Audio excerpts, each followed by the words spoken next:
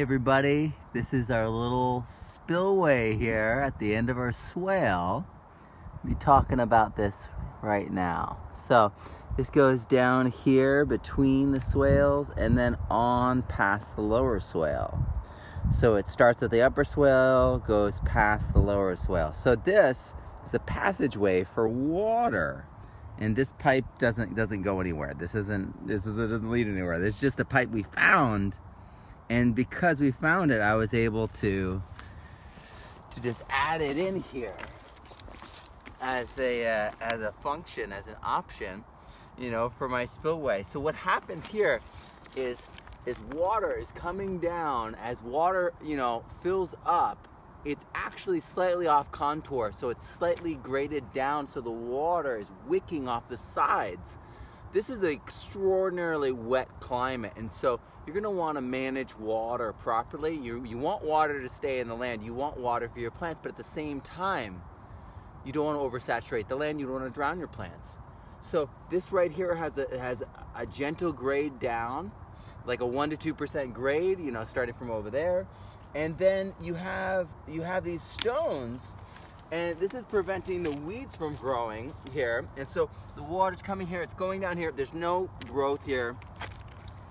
Well, I mean, there's a dandelion right here, you know what I mean? There's some growth, but for the most part, it's really, you know, there's no growth because this area, you know, gets hot, it has thermal mass, weeds try to grow in here. Yeah, now they do while it's, you know, it's cooling and things are starting to warm, but in the heat of the summer, this is going to be this heat trap.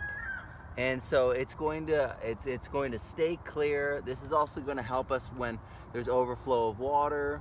And it's also like a pathway between the different levels, you know, of my garden. And it's a pathway that, you know, is non-erosive. I'm not like pulling away the dirt. I'm not, you know, walking across here and creating a exposed dirt path. So while it gets thermal mass on top, below this, it's actually really cool because there's layers of rock. It goes about 1 foot deep. So that habitat of the cooler rocks as well is really, really good for worms. You can make rock piles for reptiles and snakes as well.